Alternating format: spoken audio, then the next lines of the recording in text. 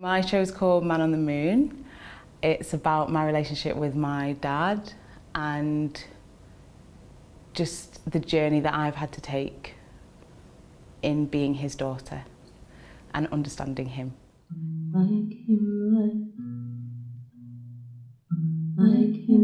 They say I have his eyes, the broadness of his nose. They say I'm like him. From the kink in my head to the way I wear my clothes. Most of my work is socially engaged. It's motivated by a need to interrogate a taboo. And for me, the taboo that I wanted to confront this time round was mental health within the family dynamic. What do you do when you find out that a family member is suffering with their mental health? How do we discuss it? How do we support that person? What kind of gets relayed to you? What are the responsibilities around that?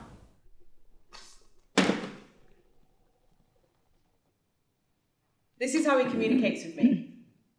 Books and letters through a letterbox. When I was little, it used to feel like a game. The vanishing postman. I'd hear him rustling on the porch, so I'd rush downstairs, try and catch a glimpse of him, but most days I'd miss him. I'd end up with a hug's worth of GCSE physics, astrology, politics for dummies. So there are a few types of journeys that happen in the show. One of them is a physical journey from my house to his house, and it's based on an actual journey that I had to take whilst I was writing the show, because my dad communicates with me through books and letters. So ever since I was little, that's been our main form of communication. And then in 2015, there was a period where I realised that he'd not sent me any books for about 5 months, and I didn't really understand what that meant, and it kind of exposed the fragility of our relationship.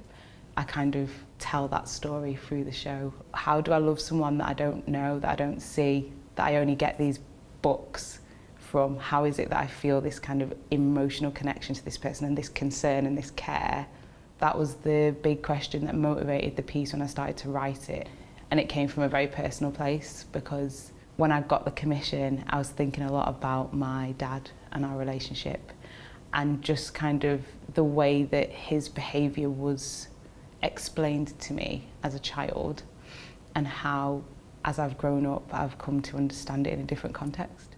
I open up the envelope and I see capital letters and red ink. And somehow I know that this isn't a thank you note. It says, Inshallah. Recently, I was speaking to a Muslim teacher who works in a girls' school in South Manchester. She says that 60% of all girls in year 9 and above have a boyfriend, and half of these girls are fornicating. You, Keisha Thompson, must not take whoredom lightly. It really hit me when I premiered it in Manchester, and I managed to do a full, it was 5 nights and I sold out. It was extremely validating to have people understand what I was trying to say about my dad, about mental health, about relationships between daughters and fathers. He pushed me and he hit me. More than once, she says. I turn and look at my mum and she pulls her handbag to her stomach, plats her legs. I grit my teeth in shame, as Raja looks to me as though I'm supposed to give her some kind of explanation as to why my dad's a raging bastard. As an artist from my area of like, I need to be crediting the people that I know and the things that they've taught me, and what Manchester means to me and what that represents, and it feeds into a bigger fabric and understanding of Manchester, the UK, the Black British experience, whatever else, whatever you want it to mean and tap into. I just have to be very specific and honest and authentic